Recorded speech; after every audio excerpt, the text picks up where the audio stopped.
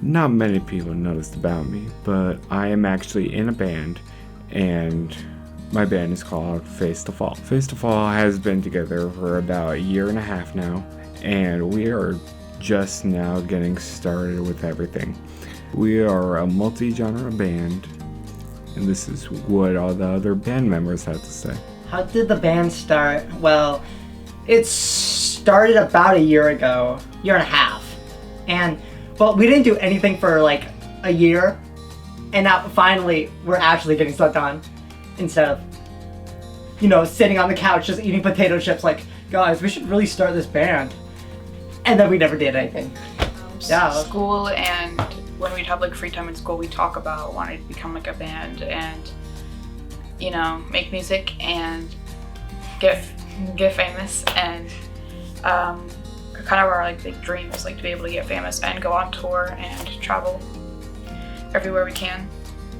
Right now, Face to Fall is currently working on a variety of music with the focus of Midwest emo.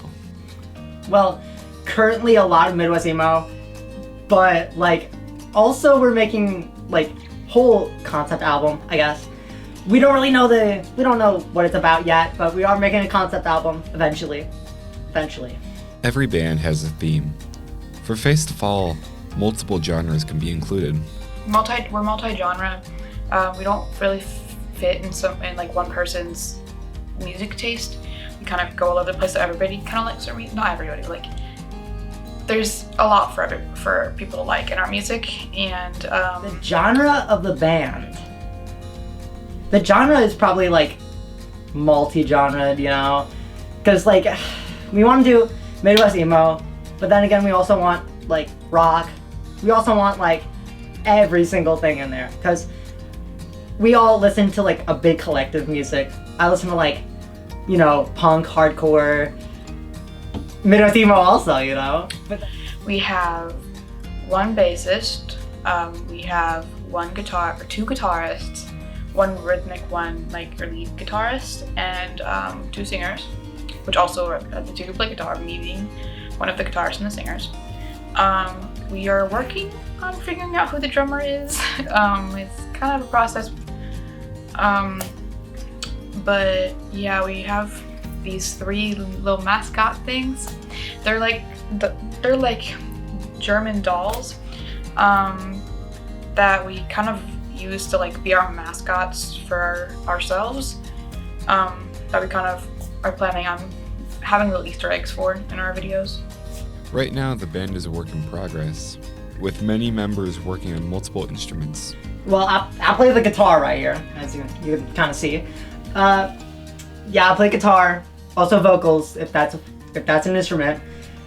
Yeah, guitar, vocals, yeah, that's it. I play electric, but I play the rhythmic guitar, so it's for those of you who don't know who rhythmic guitar is, it's the chords and stuff, the strumming pattern and all that. Lead guitar is like the riffs and all that kind of stuff. This journey as a band is only just beginning. We can't wait for you guys to join along with us. We are Face to Fall.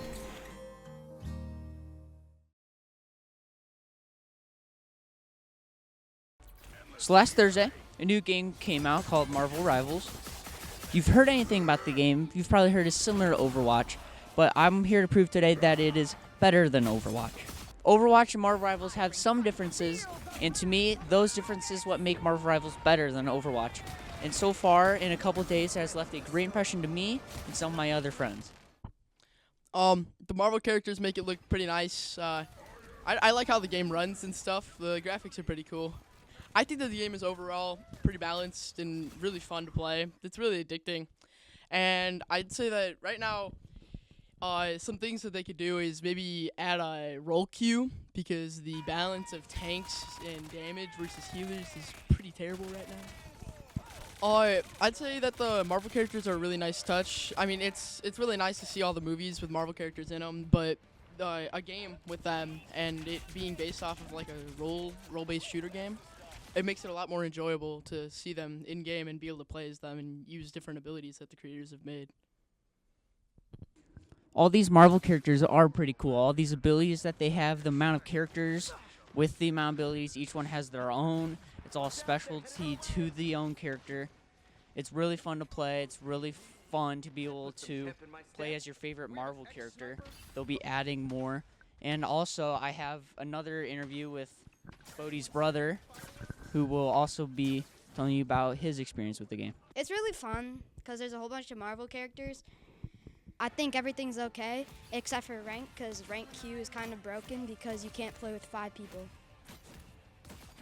My favorite character is probably Shark, and then I like Cloak and Dagger, and then Groot, of course. I would say the most annoying person is definitely Spider-Man, because he can just swing and just like land on top of you and just do a whole bunch of damage. Spider-Man, Oh, my bad, didn't see you there. As you just heard, Bear was talking about his favorite character and least favorite character, Spider-Man. Now we're going to go ahead and go to Bodhi about his favorite character and least favorite character. My favorite character has to be Winter Soldier. He's really good, and his revolver is pretty cool. He's pretty relentless, I'm not gonna lie, and he's really good for comboing, you know. I'd say that the most annoying character in the game has to be Cloak and Dagger. They're really annoying to deal with and not very hard to do. My favorite part about the game has to be the different maps being from different parts of the Marvel Universe. Like how there are Spider-Man map that has all of the different Spider-Man universes all combined into one. I just find I find it really cool that all of them have been mixed together and made into one game. So. Oh, that was Breck and Bodhi talking about their gameplay experience and how much they enjoy the game. I want to thank David, Isaac, Brecken, and Bodhi for helping me get gameplay footage for this game and for this video. I'm Devin, DT Manbeast.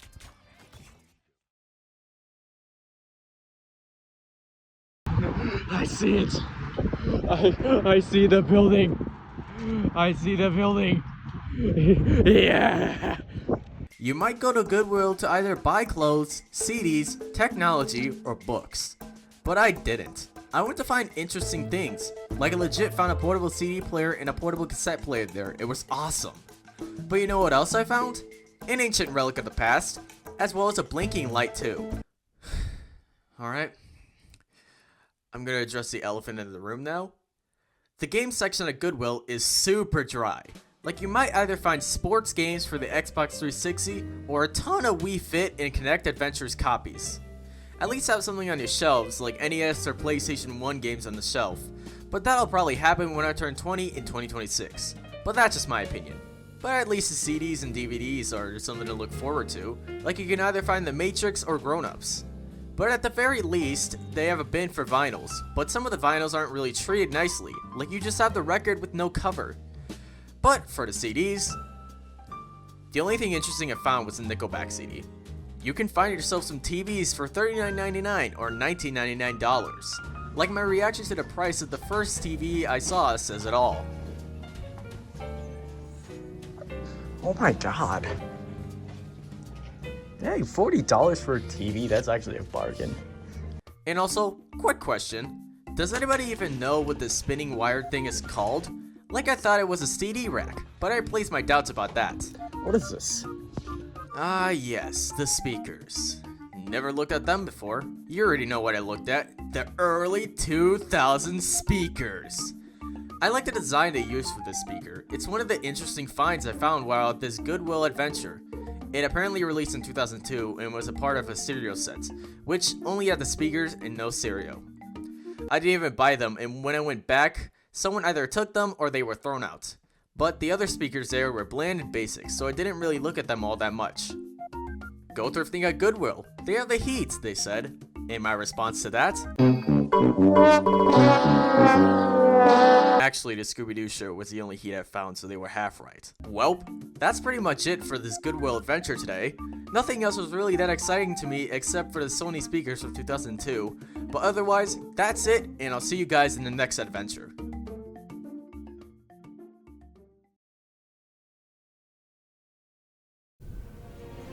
Who is Nathan?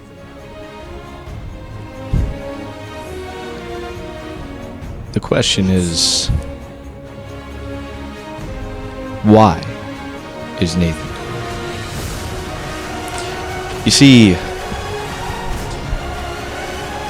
Nathan Mallory is someone more complex than the average person could ever know. And it's my duty here today to explain the mind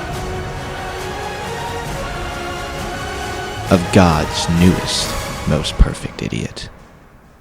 That's right, Ryan Reynolds.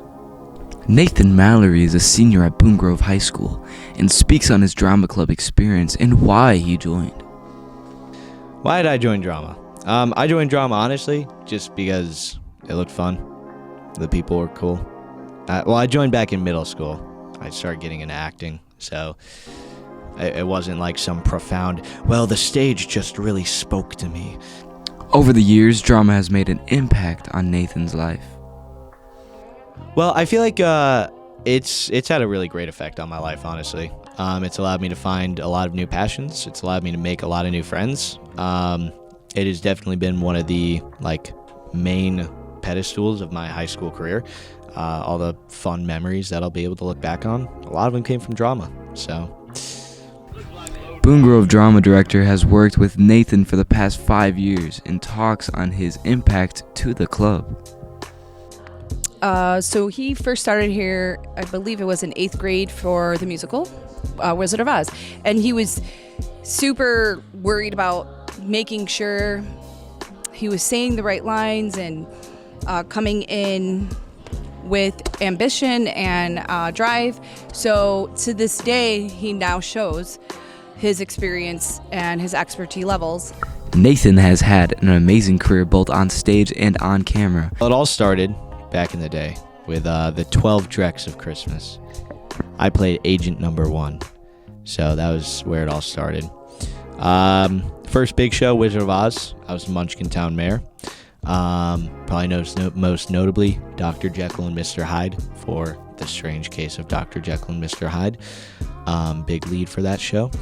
I actually went on to win the Best Lead Actor award at regional competition that year for that role.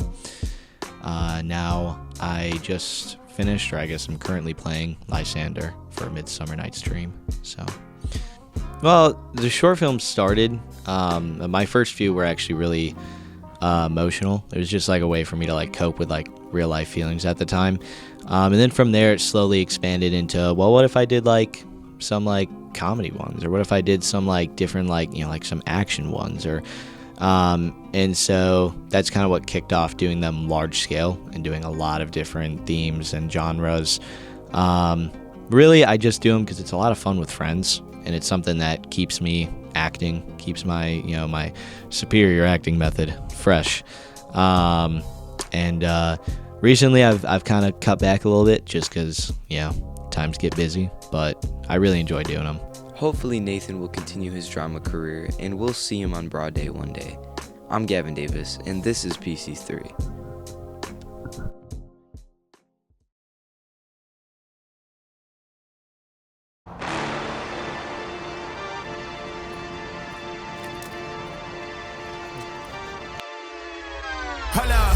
Why do they doubt the kid again? I got a low tolerance, cause they don't even know what the problem is. It's me. You waiting on the boy to fail, then hold your breath and face your death. Cause you play a roulette with each step, I progress no less. Go ahead and place your bet.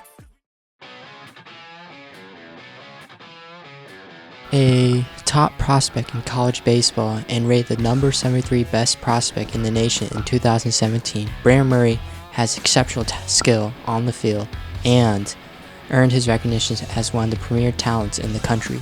Recently, he has turned his talents to develop players as they hope to improve their baseball careers. I would say with my own personal playing experience and playing at a high level, I know that journey is not an easy one. I know there's a lot of steps and a lot of information for people to try to get access to. For me, I wanted to be able to deliver that value to people that are trying to do what I was able to do. So I think it was an easy transition because that was something that was a big portion of my life. So getting into it and having some success is what allowed me to keep pushing forward in this industry. I like all the video stuff we do and like going into slow-mo like after each throw, so I can really see and not just like kind of assume what I'm doing. I can actually just see and then learn from that. As the future of college baseball continues to evolve, one former top prospect is now focused on shaping the next generation of stars. After an impressive career at the collegiate level, Brandon Murray has shifted his focus from the diamond to the training field, using his talents and experience to inspire young athletes and guide them toward their dreams. Whether it's refining their skills, mentoring them through challenges, or simply showing them what it takes to succeed, he's committed to giving back to the game that gave him so much. I would say it's not a cookie cutter type of thing. I would say everybody's different. Everybody has success in different ways. Bodies are different. Things that they were taught as kids are different. So everybody's got their own patterns. They've got things they're good at, things they struggle with. So I think it's really identifying what they need specifically, and understanding that you can't enforce the same concepts on every player. Well, short time, but I feel like I've gained a lot of success like in my lower half, and I feel like I've made a lot of changes for the better in my mechanics when throwing, so I think I'm on the right path. I was blessed to establish a big network over my personal playing career. So I have a lot of people that are in that network that I can find information when necessary. I do a lot of reading and things on that, but the way that I learned it is a scientific approach. So there's a lot of things that aren't going to change, but there might be different ways of teaching it or explaining it. So I think overall, just having that network and having those resources at hand is probably the biggest upside for me. In the end, it's not just about the wins and losses, but about the legacy we leave behind. And for Brandon Murray, that legacy is about helping younger players develop not only as athletes, but as individuals who can achieve greatness both on and off the field. I'm Noah Cena from PC3, signing off. After being moved up from Ben Franklin and Thomas Jefferson Middle School, Mrs. Strauss now teaches math at VHS. Here are her and some of her students' thoughts about how this year is going. I teach at Valpo High School. I teach math. I teach Algebra 2, probability, statistics, and trigonometry. This is my first year here at the high school, although I've been teaching in Valpo schools for a long time. Previously at BF, and I was at TJ as well. My favorite thing about being here in Valpo schools is the students. I love being with the students every day. They're fun, they're interesting, they're interested in learning, and they're just a great group of kids. I love it so much. Mrs. Strauss's classroom is a great and safe learning environment. Even her and her students can agree. The environment here at Valpo schools, having been both at the high school and both middle schools, is better than any other school district I've ever been in. The staff is professional, they are fun, and they are great coworkers, great people to work with, always making me strive to be the best teacher I can be, and the kids do that for me as well. Hi, my name is Shiloh Patterson, and I'm a 10th grader at VHS. And I take Algebra 2 with Ms. Strauss. My favorite thing about the class is the environment, and my favorite thing about her is she's really funny. Hi, my name is Colin Jones. I'm in 10th grade at VHS, and I'm taking Algebra 2 and with Ms. Strauss. And my favorite thing about the class is pretty laid back and chill. Favorite thing about Mrs. Strauss, she's a pretty good teacher, and yeah. After hearing Ms. Strauss and her students' thoughts about how this year is going, we are wishing them a great holiday season and a great rest of the school year. For PC3, I'm Brody Cosiera.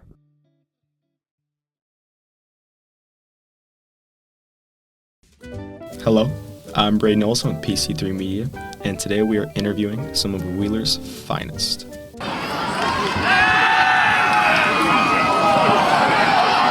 Yeah. I am joined with today the man, the myth, and the legend.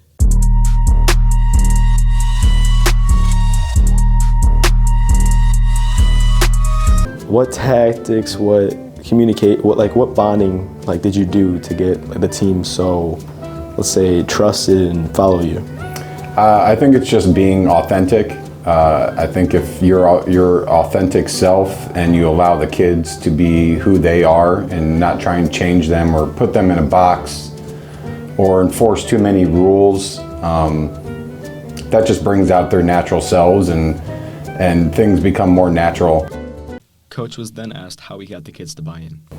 I think giving the kids the opportunity to be winners and to do it our way, and when I say our way, it's obviously the coaches are the ones leading that, but you want the kids to have an investment in the program, so you want it to be their team, and that way when we do win, they feel more part of it as a team. So I think the opportunity to be winners and to do it their way is how we kind of tried to build the program. Next up, we have the Lake Station native, aka the Enforcer.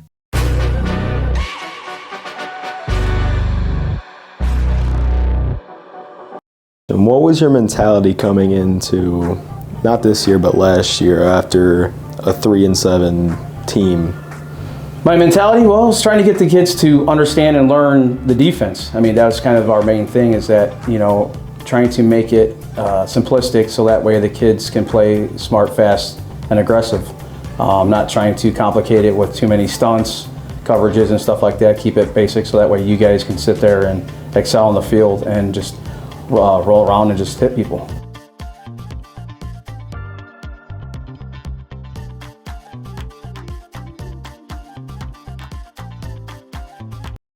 Coach was then asked what his favorite position group is. I think it's messing with the linemen.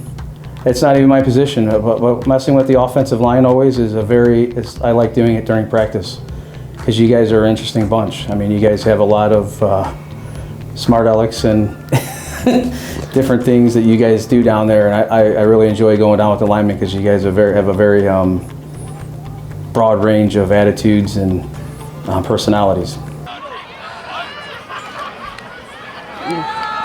Hopefully the turnaround of Wheeler will continue for years to come. We like to thank the coaches for their time, and don't forget to support your Bearcats every fall. For PC3, I'm Bray Olson.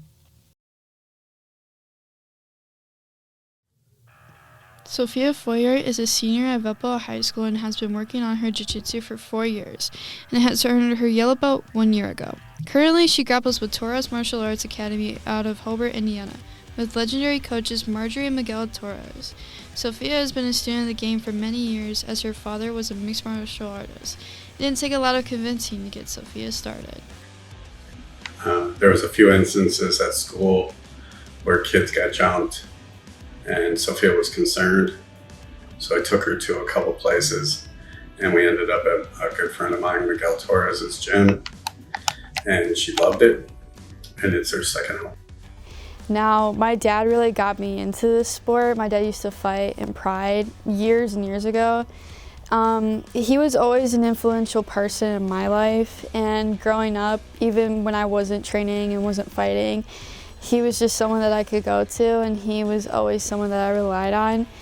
And without him, I don't think I would be here. He gave me the foot in the door to Torres Martial Arts with Miguel and Marjorie, and ever since 4 years ago, I've been with Miguel and just took that journey.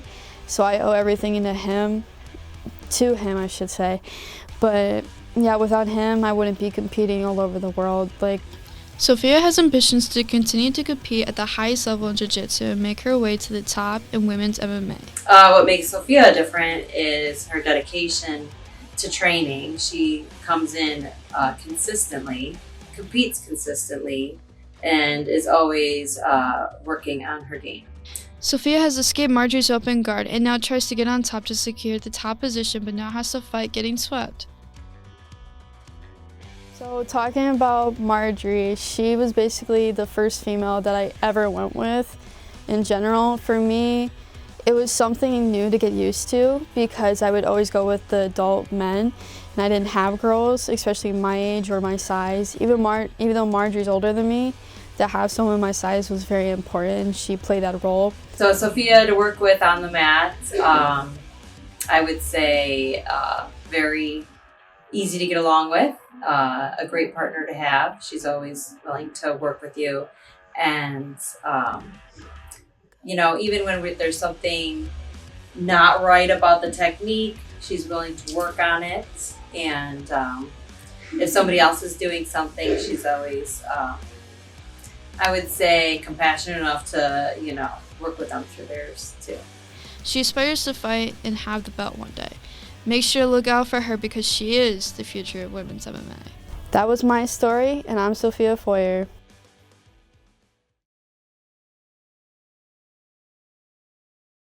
Every year when basketball season comes around, Boone Grove Band Director Mr. Belleville prepares his students to perform at the basketball games, and tonight is their first of many games. They play popular songs such as Crazy Train, Smoke on the Water, and Holiday. Here's an interview with the band director, Mr. Belleville, about what it's like being a director at some of these games. I'd say directing is interesting because it's a mix of teaching, like in class, just like I do in music class, correcting mistakes, helping kids out, playing music, but then there's a lot of extra stuff like informal dialogue with different students, other staff, parts of basketball games that aren't like normal school, like cheering along. We want Tory! We want Tory!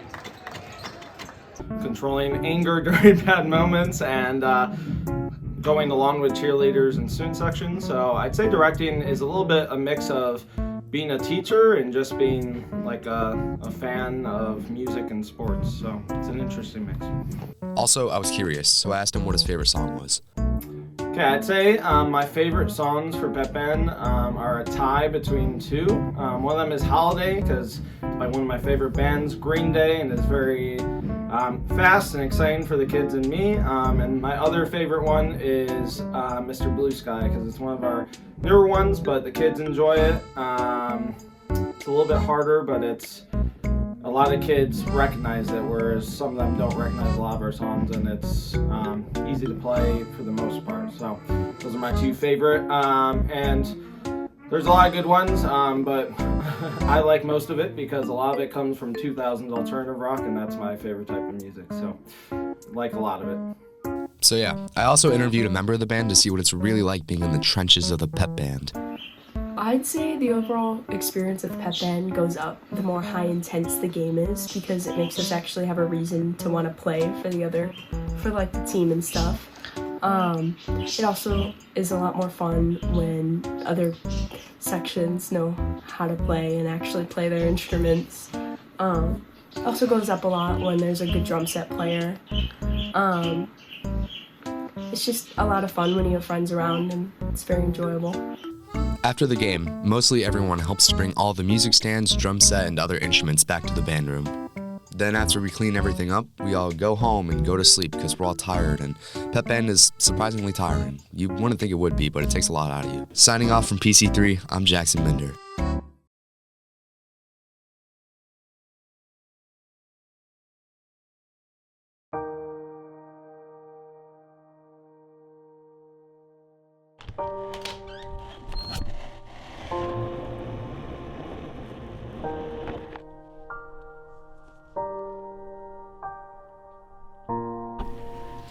Hi, I'm Chloe's mother, and I'm here to talk about her addiction to sleeping.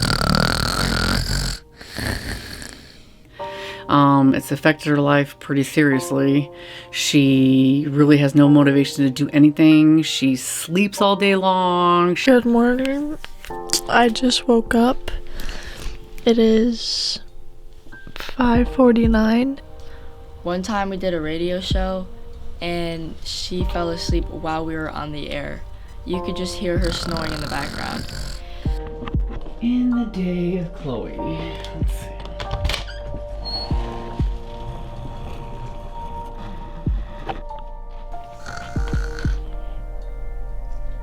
I was trying to talk to her. I had a full-blown conversation with her while she was sleeping. And she was responding back to me and everything. But she was just sleeping. I had no clue. She's been fired from jobs. She's sleeping on the job. I talk to her. We go places. We'll go out to eat. And she'll literally be sitting in the booth falling asleep. My mom left me dinner. Now I have to go warm it up because it's cold. Her life is very stagnant. She sleeps. She has no social life. Every single day she's sleeping. It's a really big deal. So, if anybody can help, then please help.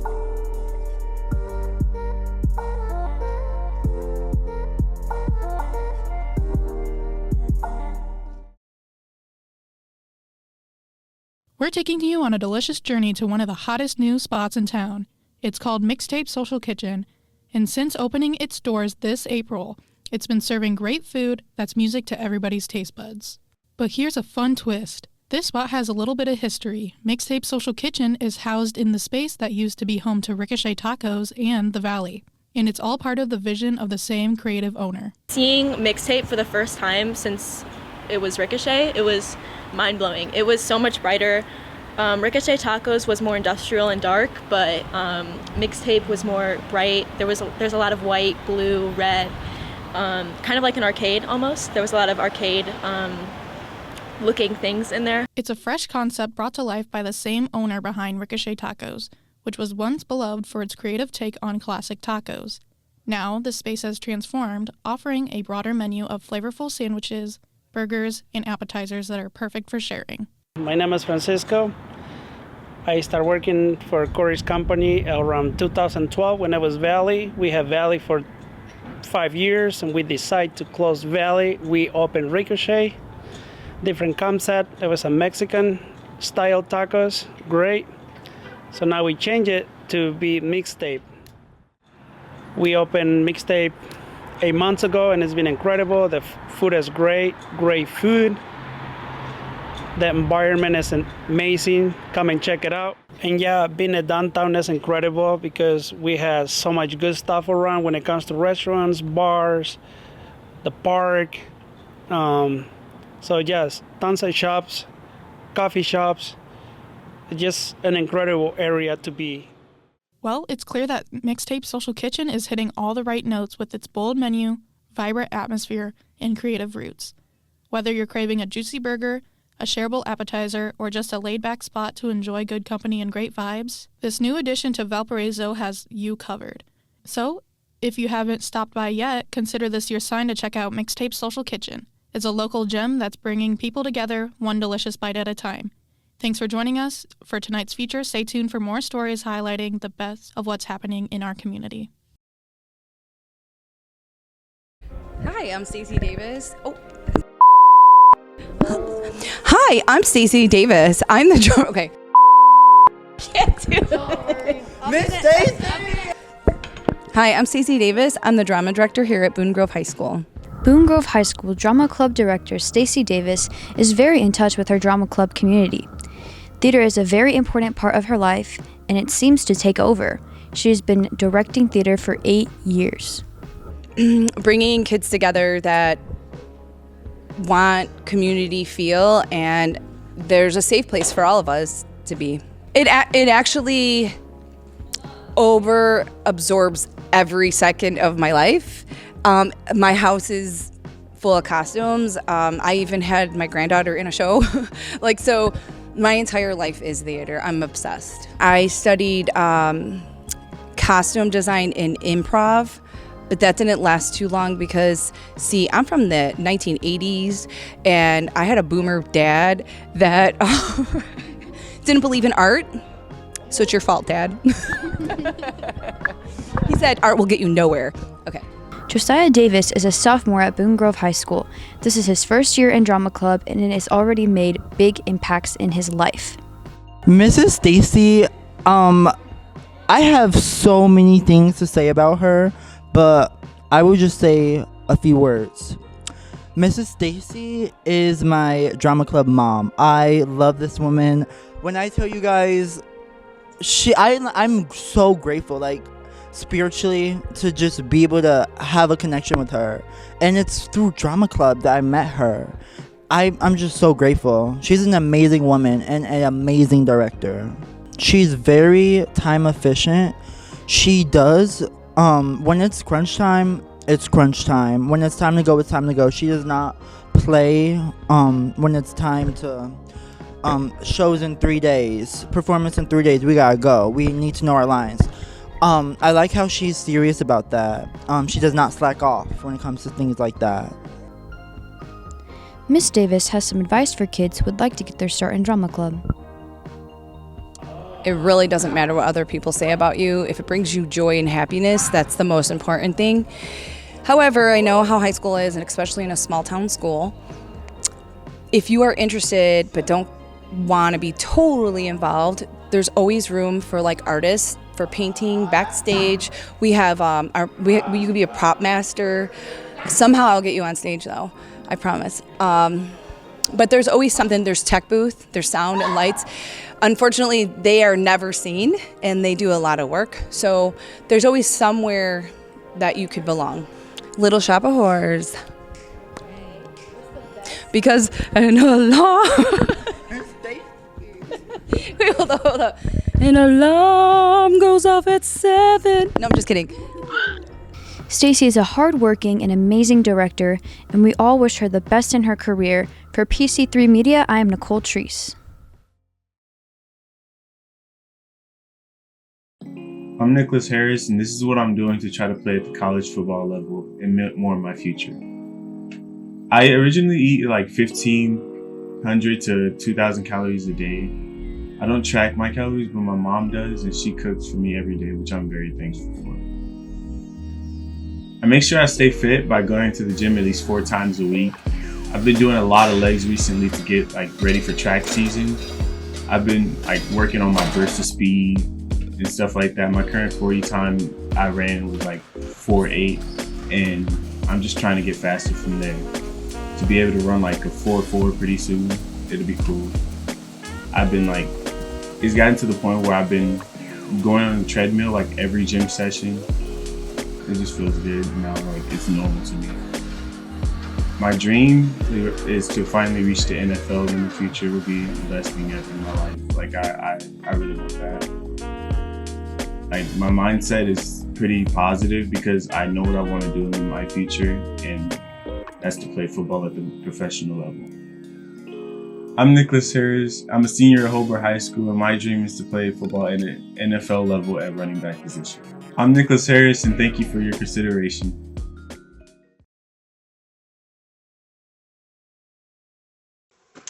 Hey, this is Christopher Bollinger here. I'm gonna let you know something. I've got a dirty little secret. I'm not in the workforce, but I got 2 family members who are, and one of them just started 6 months ago. I am Roland Bollinger. I'm 18. The other 47 years ago. My name is Gregory J. Bollinger. I'm 66 years old. So let's see what they got to say about their jobs. Just before we do that, I'm going to give you a little sneak peek at what we're talking about. We're going to look at what they do. And as of the moment, I am presently working at a Family Express kitchen as a line chef. I work for U.S. Steel Gary Works. What they work with. And the equipment that I operate is called a transfer car. It's a electric locomotive that operates dropping material for the furnaces for what they use to make the steel with and iron with. Well, namely the biggest things that they use is a big old pizza panel that I use to pick up the pizzas with. I have this line fridge that that all the ingredients for the pizzas are kept in, and then there's regular fridge all under where you get to pick out your bigger stuff from it. But other than that, we have 2 varieties of ovens, one oven designed for the smaller foods and one designed for baking the pizzas and a couple other things. And past that, one big aspect of the job is that in the back we have a 3-bay sink that we use to clean up our dishes. And also their wages. My wage is $29.98 plus incentives. Wage? From what I remember, it's $15 an hour, and they say that after working there for a certain amount of time, you do get projected wage increases that are scheduled to go up depending on how long you've worked. In case you want to work the job. Not saying I'd recommend, but it's up to you if you want.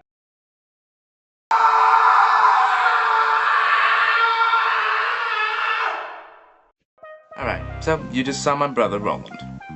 As you can see, he was just about to head off to work, and you also saw him while he was at work. But then you saw my father, who has been working for 3 days at 12-hour shifts with a couple more to go. You could see how draining it is, and well, I'm pretty certain anybody could gather the impression of we really should not raise the retirement age, so yeah. Anyways, Christopher Bollinger, see y'all later, bye-bye.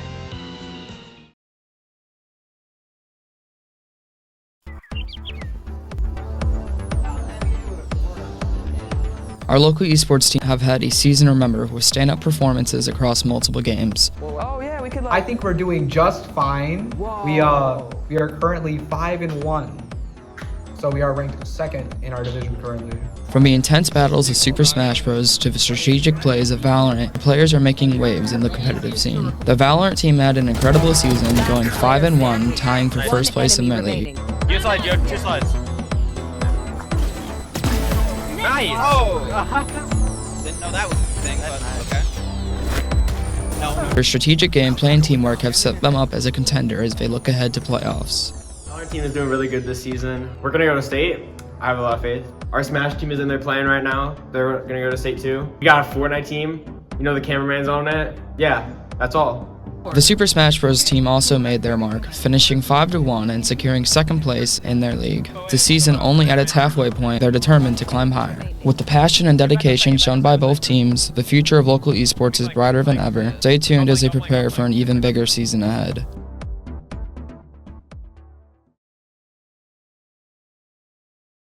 This past fall, Valparaiso High School Drama Club put together Once Upon a Mattress. Audiences loved it, and it was fun for the whole family. The actors also loved putting together an amazing show and making new friends. We got to sit down with a few cast members and talk about what the experience in the show was like. Well, I feel like the whole thing's like you're part of a family. There's tons of people there, nice people. You get to know other people better. It's not really the show that I was super excited about. I was excited about the show, but it was nice interacting with other people and building up for one big day or a few big days, I guess, because different shows. My favorite part about being in Once Upon a Mattress, I'd say, would be the people. The cast and crew were all very nice and awesome, and I met and got close with a lot of people by the end of the musical, and it was a great experience socially being in there. Now that Once Upon a Mattress is over, you're probably wondering to yourself, what's next for the VHS Drama Club? Well, in February, they opened the improv show Mocha Madness. And since Mocha Madness is an improv show, it's a different show every night. Mocha Madness is a fun show that is loved by everyone, including the actors. I think, even though it was my second year, I think getting out of my comfort zone, because even though it was my second year, it was my first time doing Mocha, it still encourages me to jump on that grenade, to just do the thing instead of hesitating or being anxious about something. So it's once again a push out of my comfort zone. I like how in Mocha you get to like not read off a certain script. You get to create your own ideas and go off of things you make up. Probably the people again. I think we have a really good group this year going into Mocha, and I'm very excited. I think it's going to be a fun time. And Mocha's, I think, my favorite drama thing in the year. It's just very fun and like kind of casual, you know. Now you know what's happening with the Valparaiso High School Drama Club. We hope to see you at Mocha Madness. For PC3 Media, I'm Timothy Klemek signing off. In the heart of Valparaiso, Indiana, at Valpo High School, a rising basketball star, Katie Hoffman, committed to Calumet College, is making waves. This young lady's exceptional skills and dedication on and off the court is not only leading her team to victory, but also capturing the attention of many hometown spectators. Here are some words from her and her coach. I really like the idea of being part of a team as well as having fun doing something I love, and basketball gives me both of those things.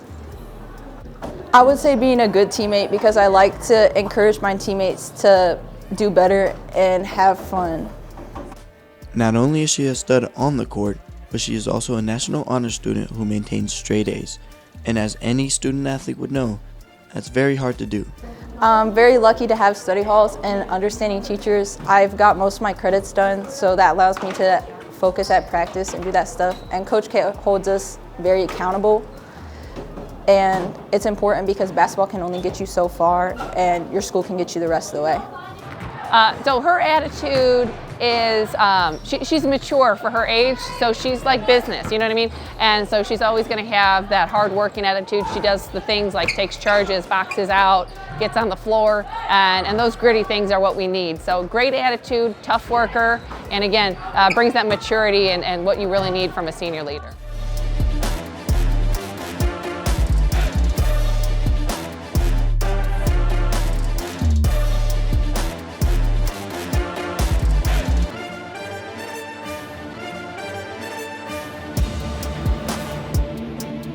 Something special that Katie brings to the team, number one, her leadership and her experience. Those two things, basketball aside, she really contributes to the team. So they call her the team mom because she kind of has that essence to her, but she's also just a leader in everything that she does.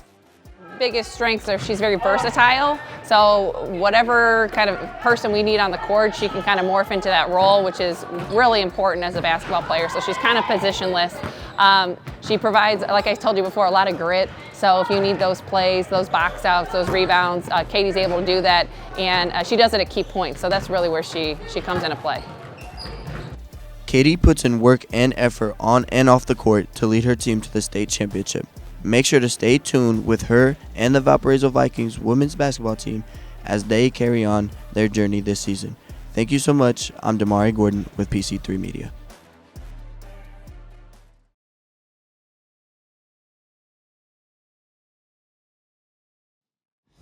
A former pro fighter and prospect, Jimmy Holmes, who's had an exceptional career in boxing, recently has taken his talents into helping others with the same passion.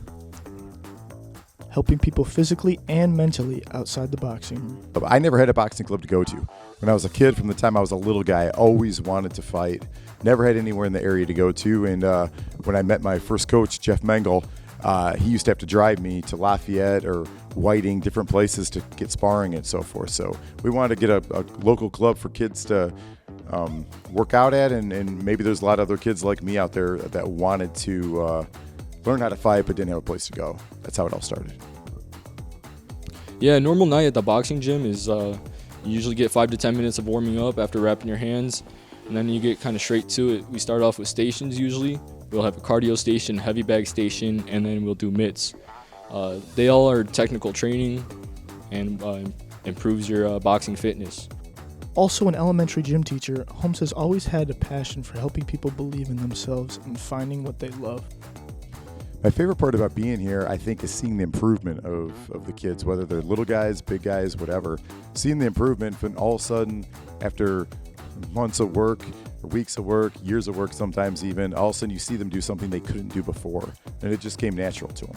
So that's got to be one of my favorite things. The second thing I would say is just seeing the character on these guys and girls build up, the confidence level. You see kids come in the first day, you can see that their whole posture and everything changes after they learn how to fight and they build up a little self-esteem in themselves. Yeah, so my favorite part about being here is just staying healthy and active. I'm very passionate about the sport and helping out the younger kids.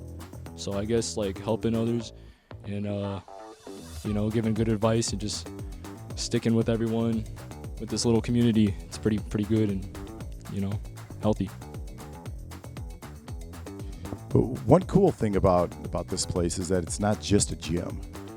It's a place where you see people develop skills they never had before. You see them come out of their shells. You see people, they go from being a young kid. Next thing you know, that they're a young adult. They're a man. They're all of a sudden they're taking on responsibilities.